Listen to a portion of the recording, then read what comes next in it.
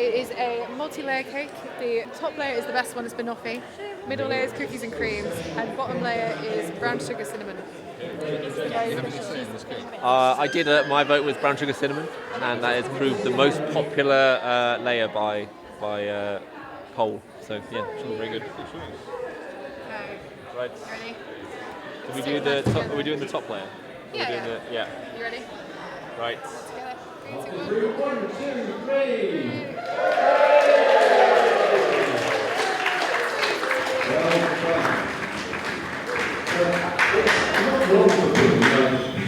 I promised you put it on all time shortly. But before that, you've got glass on the table to toast and stuff because we've got some speeches. So, speeches. Hopefully, you won't take too long. People will come in. And then. Okay, come and join me because we're going to do a speech on them. And we're going to do a bit of a double act. Get the cake first. Oh, yeah, you didn't get the cake first. We can tell the joke first.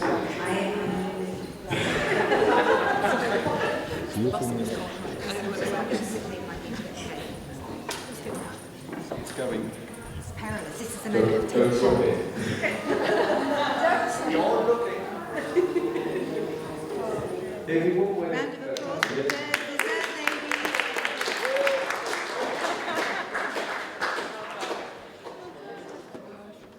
So it's customary for the father of the bride to give a speech, but we will do a double act, so it's going to be mother of the bride as well. So we do it together, and then we'll have the best man speech. So it's my pleasure to say thank you for all coming to Jess and James's wedding, and making it such a warm and special day.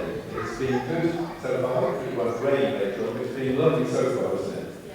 And as you may have picked up already, we are extremely proud of our daughter Jess. And although we don't know him quite as well, we're also very, very proud of Jess. He's a great guy.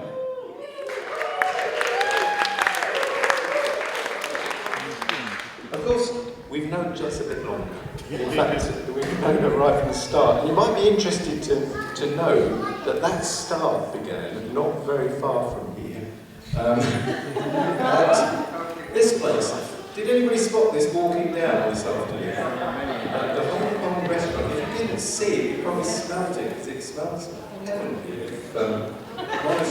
It's delicious. So you're probably thinking, what on earth am I about? Yeah. Well, after we had Luke and then Sam, we got pregnant with the third child. Unfortunately, that ended in a miscarriage.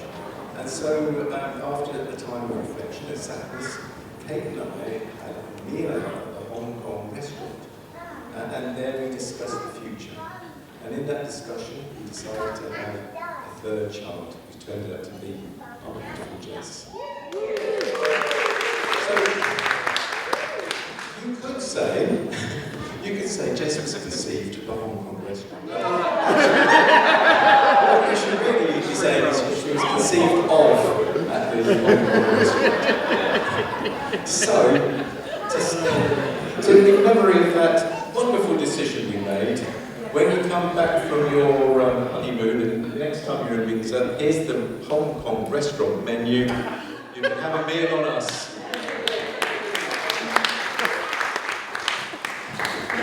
Right. Having had 2 boys, it was hard to believe that our third baby wouldn't be another boy, and in that case, Jess would have been a Joseph.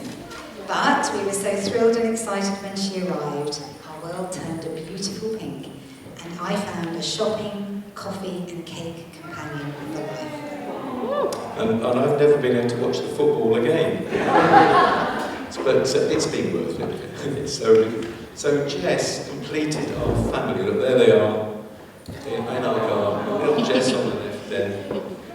And she started her journey to become the kind, caring, loving, loyal, hardworking and intelligent, she'll pay me later, young woman with impeccable taste in men. Now, some of her traits developed at a very early age. This wedding is, I know you haven't had it yet, it's dominated by cake. She's a cake, and James, I believe, cake loves, and there's lots of desserts coming. But she was showing this tendency at a very early age. if this little video works. You can see a very young Jess, very excited because it's her brother's birthday, who's going to have the candles blowing out the cake. But look at Jess, she can't wait. There she goes. Bless her. Well, there is sound on this one, you can hear it. It was a tiny intervention sound. So yes, she's loved cake from a very early age. And signs of her intelligence were shown really quite at a young age as well. This video clip is one that we always thought was showing a less intelligent side of Jess. Out in the garden, she was playing with water. But, yeah, here it was, look, there we go, here she is. Tipping it on herself. Yes. In a second, you can't really hear it, she's saying hot, hot. And we always got the wrong end of the stick on this, because we thought she was getting confused, because of course it's cold water she was tipping on herself, not hot. But actually, I think that's a teapot you were tipping on herself. I think she decided that she was making a cup of tea, which is showing great intelligence, although she did actually tip it on herself, so maybe not so brainy on food. Like so many girls growing up, she developed aspirations of what she might become and the person she would like to be. To be a hairdresser was one early idea. I encouraged this a lot because I thought that would actually be really useful. But in an era where Disney princess role models often tended to be helpless romantic heroines needing rescuing, she was drawn to the ones who were more independent and capable and a little more feisty, more Megra from Hercules or Anastasia. In fact, she decided that if and when she got married, she would be dressed like Anastasia, her heroine. So, sadly, we couldn't find one in your size, could we, Jess? But I think we had a good substitute there. So Jess grew up in our family, and she became a beautiful, fun, loving, and capable person you see today. And we're really proud of our hard work and accomplishment, but I'm mostly proud of her character. Life's never a breeze for any of us. And Jess has had some setbacks along the way, but she's fought through with courage, faith, and fortitude. Jess has never shied away from a challenge. In fact, she seems to be sort of magnetically drawn to the most difficult route. So, when we asked her, why did she want to learn to play the violin? Her response was, because they told me it was the most difficult to play. And it was certainly the most difficult to listen to. She's doing that. And on her degree, and who knew that Anglo-Saxon and Northern Celtic studies was even a thing? You guys would disagree with me. Not many can wade their way through books about Anglo-Saxon coinage. Never underestimate Jess. She will constantly surprise and delight you. Her route to becoming a clinical psychologist has been a long, challenging one, but she has come through, well, very nearly, Dr. Jess to be.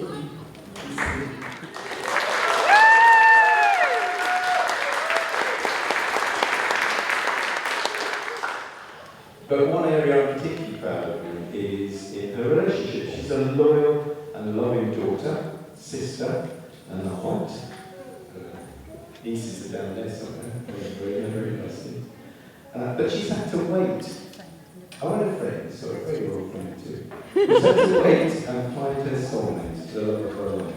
And while she waited, she's kept very busy. So while she was doing her clinical doctorate, she's taken up art, so she's quite an accomplished little artist now. And she's written 2 novels, yet to be published, but she's written 2 novels. So she's taken a lot of patience and faith, but she's finally rewarded when she met James. Now, I think James is an impressive man. In this age where toxic masculinity is often confused for manliness, he shows the characteristics of a real man. His selflessness, kindness, and love and courage are exemplary. And he's demonstrated this in all sorts of ways to us. But just this last Christmas, he was really demonstrated to us when he and Jess came over to spend Christmas with us. On Christmas Eve they arrived and Jess started being poorly. In the night she was sick. Now in the past she probably would have looked to her mum to give her support and comfort in the night. But it was James she turned to. And James was there for her, held her hair back while she was being sick with her. It's getting rather too graphic, this. So we'd like to award you with a little gift, James, for services above and beyond. Don't get too excited. It's a golden... It's not the real. Sorry, I hate to say it's not the one. But it's a golden stick.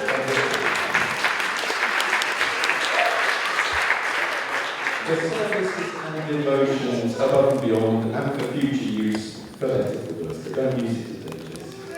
We could go on and talk about Jess and James together, but anybody who spent any time with them recently will know that they love each other, they're right for each other, and they're good for each other. I haven't got a glass in my hand, but in the time-honoured method, wish them health and happiness. Let's toast the bride and groom to James and Jess.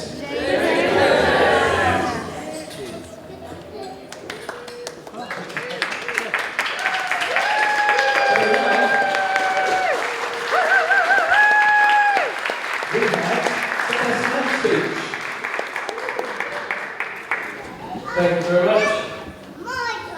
Now, I'm afraid I don't have any video clips or anything like that, but I do have a speech for you, James and Jess. So, ladies and gentlemen, for those of you who don't know me, my name is Charles and I'm James's best man, and I'm a long-time friend of James. So first of all, I'd like to thank James, Jess and their families for putting on such a good celebration for everyone. Now, where do I start with James? I first met James when I started in secondary school. I didn't know anyone, and I was very slow to make friends.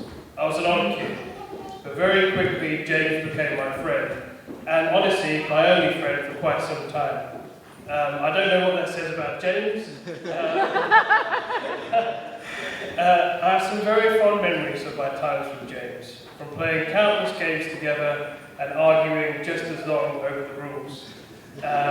Yu-Gi-Oh! Being one of those games. Apart from that, I remember sleepovers at our parents' houses, and I always used to prefer sleepovers at the Beedles, as my dad was a very light sleeper. One memory comes to mind of James and I struggling to watch Pirates of the Caribbean 3 and deciding whether or not to brave turning the volume up from 4 to 5 out of 100. I took the risk. 5 seconds later, my dad would arrive and tell us to turn it down.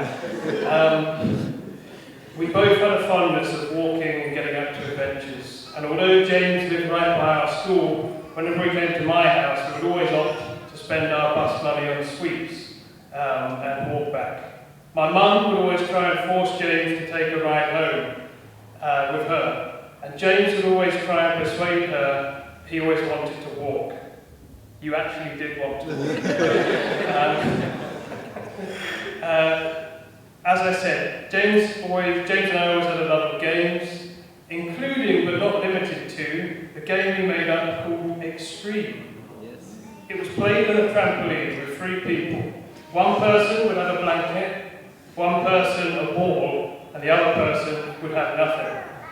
The objective was for the person who had nothing to wrestle the ball or the blanket away from one of the others. James would usually take the ball, me, the blanket, and Charlie would often have nothing. Suffice to say, that game would always end well. Another one of our favourite games, of course, is Dungeons and Dragons, D&D. It's a fantasy game. You play in a group with your friends, where you fight as a group of heroes against all kinds of monsters and all kinds of adventures. We've been playing together since we were 15, and with our group of friends, who are located on that table over there, we've been playing for over a decade now, still going strong, weekly games. A real adventure we got up to was, of course, walking the coast of Cornwall together, camping along the way. James and I have been best friends for a long time. James is an extremely special soul, a keen mind, a heart of gold, and a real one of a kind. He also comes from a very special family, who I'd be remiss not to mention.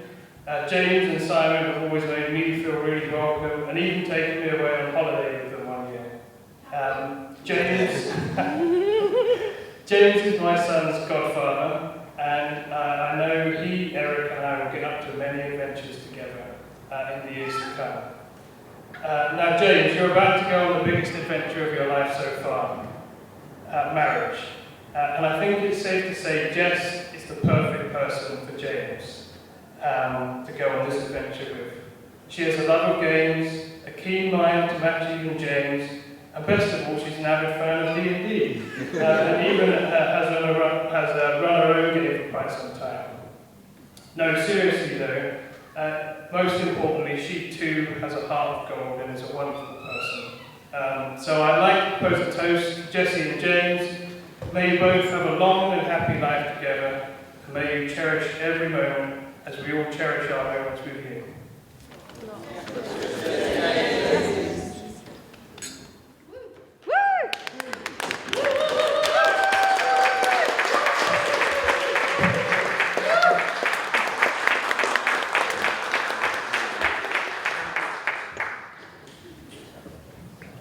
I'm not sure that Katie's ready or not, but I think probably fit another speech. I think probably could. Luke and Sam and Elizabeth, by the looks of it. Of course, they're Jess's brothers. But they have very fond memories of Jess growing up. Would you like to do it now? Here we come up here. I wasn't nervous, and I was really nervous. You were really good, it didn't show at all. Right, hello everyone. So, I'm Luke, this is Sam. We are Jess's older brothers. Just asked us to say a few words on this wonderful day. As the oldest, I was 8 when Jess was born, and I have strong memories of her coming home. I think it was a snowy day on the day that she came home from hospital, and it was just amazing to see. It's a new baby in our family. It's one of my favourite memories. As a result, in my head, she'll always be my cute baby sister, even though she's... Oh, sorry. Watch my step. I haven't had anything to drink, honestly. Yeah, even though she's a sophisticated, beautiful, intelligent, creative, wise, and beautiful woman.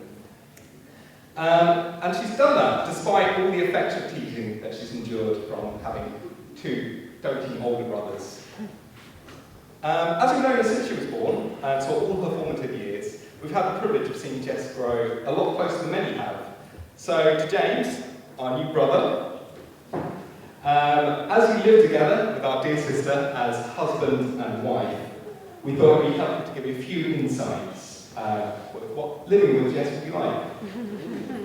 First, beware the sweet tooth of Jess. So Jess is the great-granddaughter of a Midlands chocolatier. So chocolate literally runs in her blood, and quite often doesn't very literally run in your blood, Jess. But this passion has a dark side, an obsession, which has led to unspeakable acts of treachery that have nearly torn this family apart.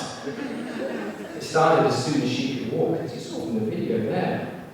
One dark December afternoon, I came to my room. What did I see? My baby sister, a face unrecognizable beneath a smear of brown. My pride's Toy Story advent calendar, savagely torn apart. Her little chubby fingers still wriggling to prize more of my precious chocolates, without the least regard for their assigned order of consumption. Oh, the horror, the violation, I can't describe it. All I can say is, James, guard your chocolates well. Your blood sugar may well depend on it. Second, Jess has always been a woman of strong conviction. So picture the scene. She's a small girl. We're at Woolworths. She wants to get picnics. She was told not today. She was upset that she was getting on this occasion. And it was in this context that a kind old lady came by and thought that this cute little girl's spirit might be brightened by a small donation to the little purse she was holding. So she offered this money. And now many of us would respond to the situation by either taking the gift and thanking the old lady, or perhaps even politely declining if we didn't want it for whatever reason. However, Jess is not one to put her sensibilities aside so easily, no matter who it might offend. She slapped that lady's hand aside and forcibly told her, "I don't want your money!" The silence of that woman's shop, only interrupted by the tinkling of change on the vinyl shop floor. All I can say is, try not to upset her, James. Thirdly, now unbeknownst maybe to many of you, Jess is currently doing battle with one of the greatest of her fears, being the centre of attention.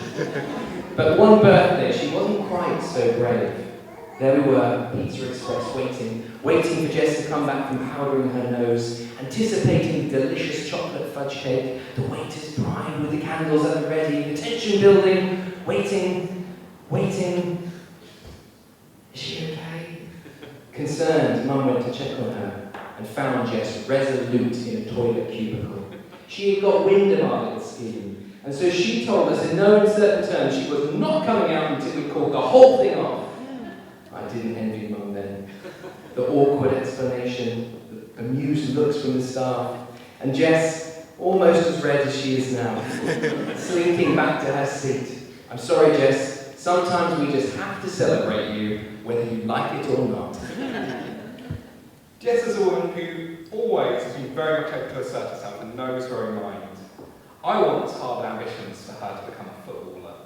That bit does start after one session, when after seeing her seeming indifference to chasing the ball, I foolishly suggested that she run a bit more.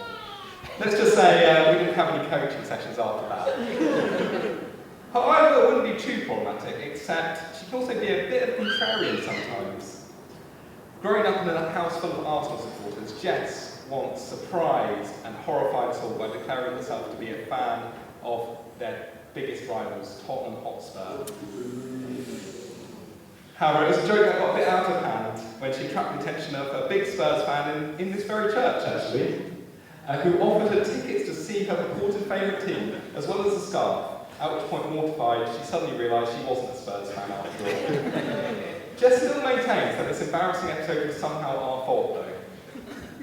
Having said that, given how this season's going, it's fair to say she probably dodged a bullet. Although you might be interested to know that Tottenham are actively recruiting psychologists at the moment if you change your mind, Jess. Don't do it, Jess, don't do it. And now we come to the final, shameful fact. For this beautiful, intelligent, sophisticated Cambridge graduate, the great realiser of her grandfather's ambition, soon to be Dr. Saunders, or Dr. Beedle, perhaps, she harbours a dark secret. Another love, James, who must compete for your affections. I talk, of course, of her love of reality television. The trashier, the better. Oh, James, I hope you've made space in your diary for endless repeats of Love Island. 4 in a Bed, Made in Chelsea, and worst of all, Naked Attraction.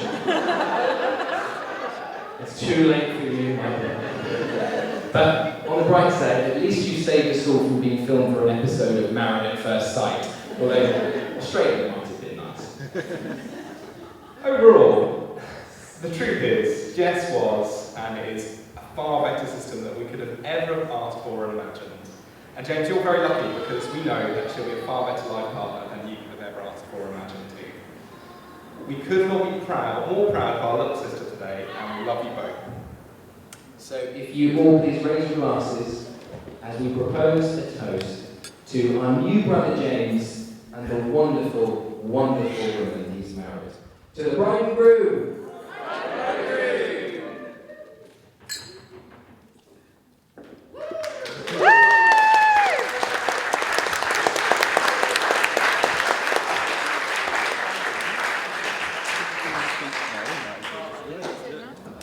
Well, I promised pudding and I'm keeping you waiting a bit longer. We're going to have our final speech from the bride and groom. Let's give them a big round of applause.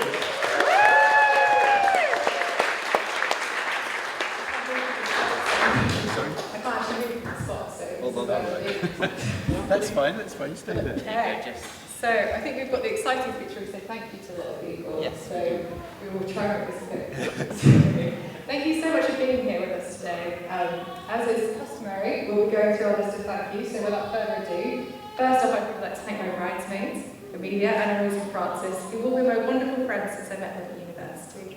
I couldn't ask for more lovely people in my life. You've all supported me, listened, and crucially made me laugh through every life stage. I look forward to continuing to do life together with you guys, and thank you for your embrace of James too. I'm so grateful to have really fantastic friends, also exclusive to all of you as well. Speaking of amazing friends, I'd really like to thank Emily for making our beautiful wedding favours. So these beautiful sprigs of wildflowers on the table were put together by Emily. It was brilliant. So thank you so much, Emily. Continuing forward with kindness and talent. It's very impressive. Also like to thank Sam, Tasha, and Nick and Diana, and all the kids.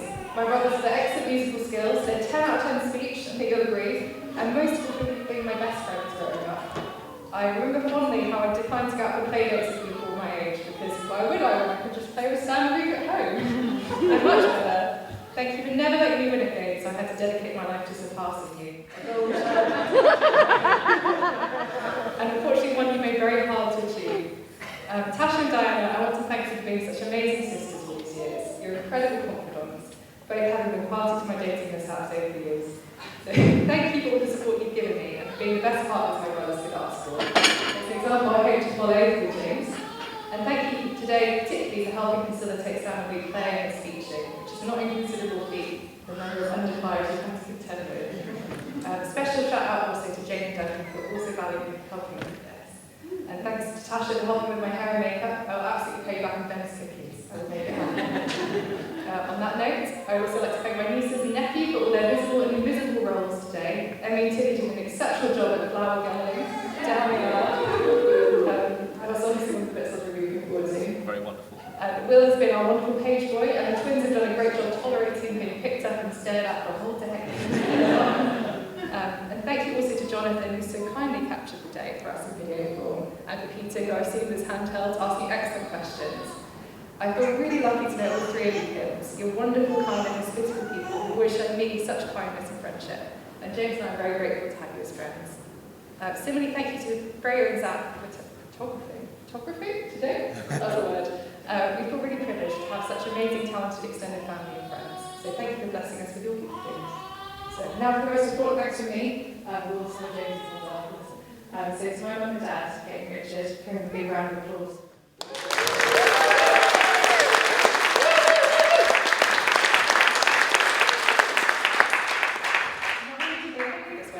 They also planned the majority of it for us, especially, which was unbearable because I was doing a thesis at the time. Their kindness and generosity is unmatched, especially in times where, in peak thesis stress, I should admit again, I haven't been the most helpful in making decisions. My favourite example of this was when I derailed a wedding planning Skype quite early on by insisting we should do a scavenger hunt at the reception. My very kindly suggested it wasn't the best idea. And when I later told her James echoed this after, she proudly exclaimed that he was definitely my soulmate. So thank you to my mum for infinite good taste, good sense, and good sense of humour. I can't thank you enough for always being there for me, being one of my best friends, and for always telling me the brutally honest truth. You're one of life's amazing people who can always make something better.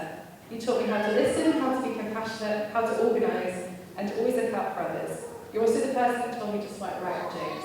That's not good choice. I want to thank my dad as well, both for his major role in today, playing music, doing speech, emceeing, generally keeping everyone sane during the process, but also his major role in my life. He's truly one of the best people I know. He taught me from a young age the power and importance of authenticity, for standing up for others and for what is right, for knowing when and how to change your mind, being gently present, and showing our people when it's hard. Nothing you do is for recognition, but I just wanted to honour today how much you do and what a positive impact you make on every person who is lucky enough to come across your path. So thank you to both my parents for all you've done and continue to do for me and James. I really couldn't pass from better than down. So, nearly finished, I'm so sorry. Now I'm really good #Christian without mentioning God a bit, so please excuse me, this is a bit self-apology. Both my parents have not only introduced me to God from a young age, but solidified my walk with Him every step. It is challenging to hold on to hope and purpose in a world that often feels dark and painful. But my parents taught me the virtues of simple truths, that love conquers fear, that light can shine through darkness, and the greatest aspiration in life is to be kind. Their marriage encapsulates all those virtues, and it's what I take forward into my marriage with James with absolute confidence that will keep us going through good and bad times, always with God tying us together. And finally to James, and get to his forever. My goodness, how hard did I look for you over the years? From a young age, the plan was to find love of my life at university, like my parents did, and my brothers. Life sorted. When that resolutely did not happen, I couldn't help but feel a bit cheated. My 20s had moments of appalling despair on this. Why hadn't it happened to me yet? Was there something wrong with me? Maybe there was a purpose in being alone? But I hadn't chosen it. I'm by nature a slightly impatient person, of course a bit of a motor. So verses like Ecclesiastes 3:11 have always been a challenge, which is he made everything beautiful in its time. He has set eternity on the human heart, yet no one can fathom what God has done from beginning to end. And this idea in his time, in God's time, really is not always aligned with my time and timeline. When you're writing a story, you need to know where you're going. And Jake, I thought about it for years before you arrived. I dreamed about what you'd be like, how you'd make me feel, what we'd be like together. Well, I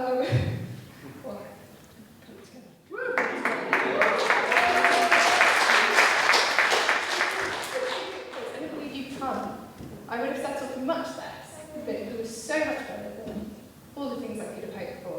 As somebody who's naturally exceptionally funny, you look after me when I'm at most unglamorous and ill, as has been mentioned, and very much my requests when I was ill to shoot me without action on it. Someone who's so incredibly thoughtful in everyday things, always grabbing me a glass of water when you notice mine's run out. Someone who's honest with me and values my honesty back. Someone who's fun and secret, who does cartwheels when I'm really someone jobs to do. Someone who's balanced and fair, always seeking to know more, to gain wisdom, to self-improve. A partner to write and imagine with, and my very best friend, who makes me feel loved every day. I could go on, and I will with James, but everyone else gets the idea. Joyful reality is that our wedding day isn't a full stop in our story, it's a comma. We've gone into days with thousands of hopes, expectations, and excitements. Inevitably, just like our love story, our life together will not go quite as planned. And yet, one thing this convoluted route to you has shown me is that even in the most barren times, there is an overarching and hopeful plot that we can return to. For every thwarted plan, missed opportunity, sacrifice made for each other, there's a future together which is far more wonderful than I ever could have guessed or expected. All that time, no longer due to show up. As the wizard you so esteemed described, you arrived precisely on time, and I will spend the rest of my life thanking you for that very beautiful life that makes you you. So thank you for marrying me, and I love you so much. And give you my prayer.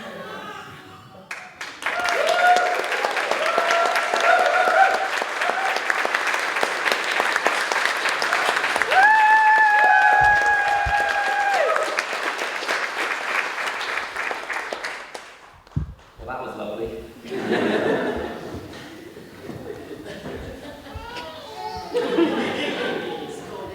So I'm just trying to gather myself a bit. Yeah, wow. So I'd like to, so more thank yous. So we've had some wonderful people help out today. So I'd like to give a massive thank you to Lucy, Susie and Karen from the cafe, Agnes and Kate for their baking coordination, Carol for a beautiful bouquet, for Jess and decorating the church, and Hazel for amazing decorations and flowers, which you can see over there and all on the tables. Really lovely. We're so lucky for all of you. For flowers, helping with the bunking and the bunting, and helping to design the reception to look so beautiful with hours and hours of work. I mean, days and days before today. Really so much work has been put into this. And so hard work and love from all of you, and for giving Jess her first job ever all that time ago as well. Yeah, that's Hazel. Yes, thank you, Hazel. Thank you, Hazel.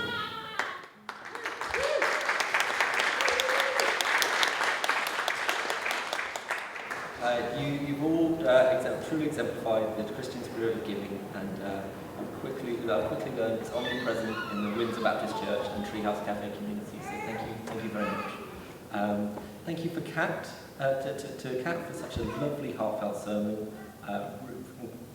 I teared up a few times during that, and you've made our wedding service truly special. Thank you for guiding us through marriage preparation as well, and sharing your wisdom with both of us. So thank you, Kat. Thank you, Charles, for being the very best man, for being the best Dungeons & Dragons master for all these years, and Kelly just ringing me up wherever I needed a chat. You've always been there for me, so thank you, Charles. And you did a tremendous job carrying the rings today, just like our boy Frodo did for all that time. Thank you to my siblings who were groomspeople today. So Charlie and Matthew Elliott for fully embracing your role as groomspeople. Surprisingly, you've actually all made quite a good team.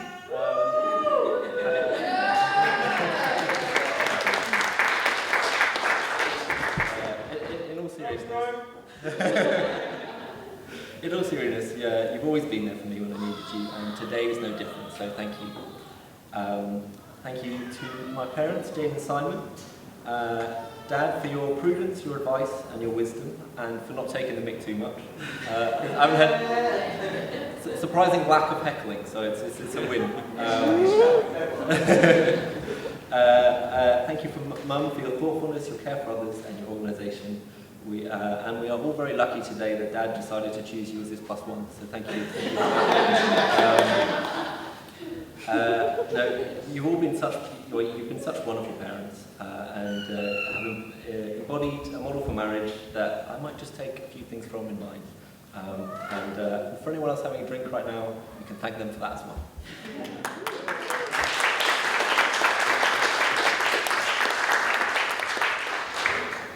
And first of all, thank you, Jess. You said it very well earlier in his time. I didn't have quite the same journey in finding you as you did me. Instead, I need to work on finding out what I wanted out of life, and just when I felt I'd made something of myself, I decided to look for someone. And there you were, my soulmate, you were right there. I was on Hinge for like 2 weeks, so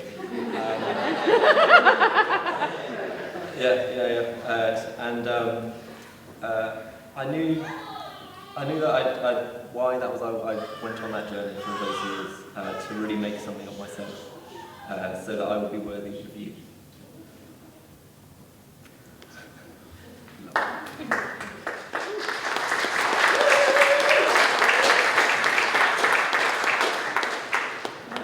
You make my life endlessly fun.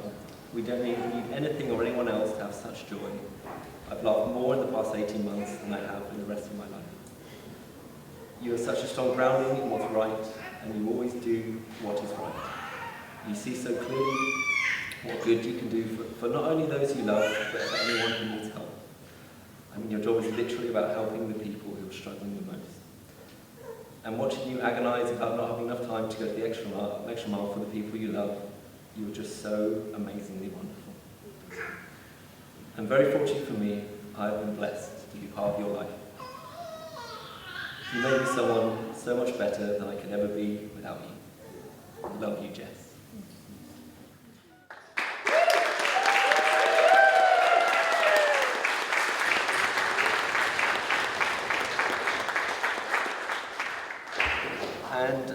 And with that, the kind of official part of the wedding is all done. So we've got back to Baptist Church till 5, so please feel free to sit and have a chat. We've got some board games upstairs, and have dessert as well, which is coming next. Jess and I will be milling about, and we'll slip over about 4:30. And if we don't get a chance to probably chat to you, we just want to thank you all so much for being here. We're really, really grateful, and we look forward to seeing you once we're back. So we love you all so much. Thank you. Thank you.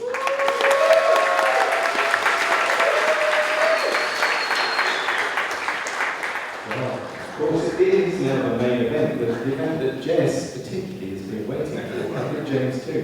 It's pudding time.